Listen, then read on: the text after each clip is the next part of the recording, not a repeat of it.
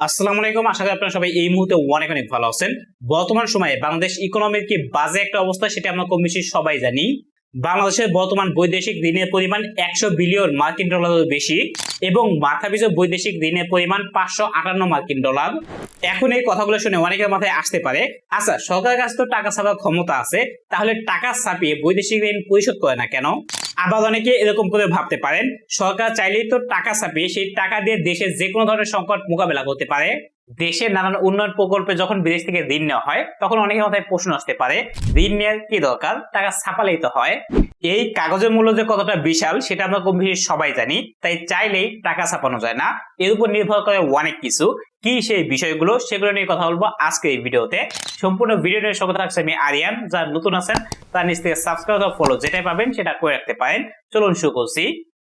আচ্ছা, বাংলাদেশের টাকার প্রচলন শুরু হয় কবে এবং কোথায়?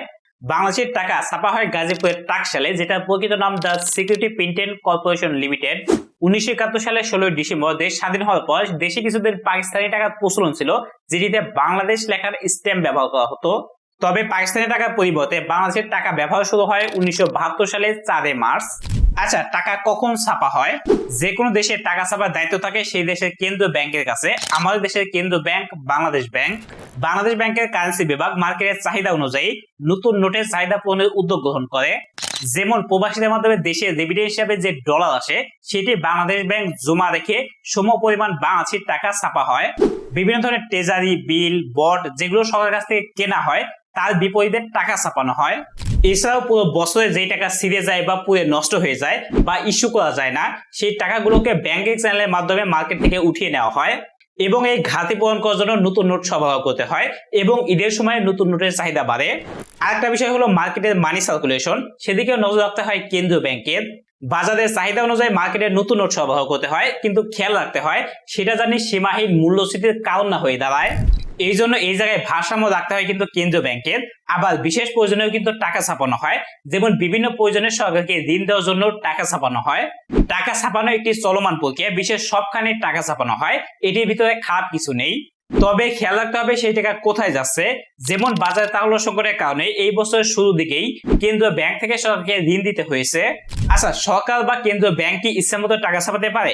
না, সেরকম ধরনের কোনো সুযোগ নেই। কেন্দ্রীয় ব্যাংকের টাকা ছাপানোর জন্য বিভিন্ন বিষয়ের প্রতি খেয়াল রাখতে হয়, যেমন দেশের মোট সম্পত্তি, জনগণের সংখ্যা, মোট আয়, সর্বমোট চাহিদা ইত্যাদি। কেননা অতিরিক্ত টাকা ছাপালে সেটা একসময় নিজেদের দেশের জন্য বিপদের কারণ হয়ে দাঁড়ায়, কারণ ইচ্ছামতো টাকা ছাপালে সঞ্চয়ের মান কমে যায়। কেউ ব্যাংকে টাকা রাখলে একটি নির্দিষ্ট সময় পর মুনাফা পাওয়া যায়, কিন্তু অতিরিক্ত টাকা ছাপা হলে আপনি যে মুনাফা পাবেন তাদের নিত্য প্রয়োজনীয় জিনিস কিনতে পারবেন না, অর্থাৎ টাকার মান কমে যাবে। মানে 1 বছর আগে আপনি যেই টাকা দিয়ে একটি জিনিস কিনতে পারতেন, নতুন নোট ছাপার ফলে সেই জিনিসটিকে কিনতে আপনার দ্বিগুণ টাকা দিতে হবে। এইভাবে চলতে থাকলে কেউ ব্যাংকে টাকা রাখতে চাইবে না, মানে ব্যাংকিং সিস্টেম ভেঙে পড়বে। আবার অনেকে ভাবতে পারেন অতিরিক্ত টাকা চেপে সরকার বিদেশিদের ঋণ পরিশোধ করতে পারে, এটিও সম্পূর্ণ ভুল ধারণা। কারণ অতিরিক্ত টাকা ছাপা হলে কারেন্সি রেট কমে যায়, যার ফলে আগে থেকে আরো বেশি পরিমাণ টাকা দিতে হবে। যে দেশের সম্পদ থেকে টাকার পরিমাণ বেশি থাকে সেই দেশে দ্রব্যমূল্যের দাম বেড়ে যায়। এটাকে একটু সহজভাবে বোঝানো যাক। আচ্ছা, মনে করুন একটি দেশের মোট সম্পত্তি বলতে 10টি আপেল আছে, যার মূল্য 20 টাকা। এখন সেই দেশের কেন্দ্রীয় ব্যাংক প্রতি বছর 20 টাকা ছাপে, মানে প্রতিটি আপেলের প্রাইস 2 টাকা। এখন যদি পরের বছর সেই দেশের কেন্দ্রীয় ব্যাংক 40 টাকা ছাপে, তাহলে কি সম্পদের পরিমাণ বেড়ে যাবে? তা কিন্তু নয়। আপেল কিন্তু 10টি থাকবে, বরং মাঝখান থেকে প্রতিটা আপেলের প্রাইস 2 টাকা থেকে 4 টাকা হয়ে যাবে। এইভাবেই বেশি টাকা ছাপার ফলে টাকার মান কমে যায় এবং দ্রব্যমূল্যের দাম বেড়ে যায়, এবং এই সম্পূর্ণ সিস্টেমটিকে বলা হয় মূল্যস্ফীতি।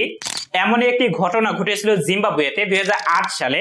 জিম্বাবুয়েতে মূল্যস্ফীতি হওয়ার আগে একটি চকলেটের প্রাইস ছিল 1 টাকা এবং মূল্যস্ফীতির ফলে এটি বেড়ে দাঁড়িয়েছিল কয়েক গুণ বেশি, যেটি দৈনিক হিসাবে ছিল 98%। মানে আজকে আপনি যে জিনিসটা 100 টাকা দিয়ে কিনতে পারবেন, কালকে আপনাকে সেই সেম জিনিসটাই 198 টাকা দিয়ে কিনতে হবে। এর ফলে ওই সময় জিম্বাবুয়েতে দেখা যেত ঠেলা গাড়ি বা বস্তায় করে টাকা নিয়ে বাজারে যেতে হতো। ফলে ওই সময় জিম্বাবুয়ের সরকার বড় অঙ্কের নোট ছাপাতে বাধ্য হয়েছিল, যেমন 10,000, 1 লাখ, 10 লাখ ইত্যাদি।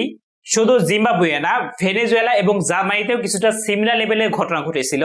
আচ্ছা, আমি চেষ্টা করেছি এই ভিডিওতে একটি দেশের ব্যাংকিং সিস্টেম কিভাবে পরিচালিত হয় এবং দেশের কারেন্সি বিভাগ কিভাবে নতুন নোট ছাপায় এবং কি কি ধাপ পার করতে হয় সেটি সম্পূর্ণভাবে তুলে ধরা। তবে এই ভিডিওটি আপনার কাছে কেমন লাগলো সেটি অবশ্যই নিচ থেকে কমেন্ট করে জানাবেন এবং নেক্সট আপনারা কোন টপিকের উপর ভিডিও দেখতে চান সেটি কমেন্ট করে জানাতে পারেন। তবে আপনি যদি এই ধরনের ইনফরমেটিভ ভিডিওগুলো দেখতে চান তাহলে নিচ থেকে সাবস্ক্রাইব অথবা ফলো যেটাই পাবেন সেটা করে রাখতে পারেন। দেখা যায় পরবর্তী কোনো ভিডিওতে। ভালো থাকুন, সুস্থ থাকুন, আল্লাহ হাফেজ।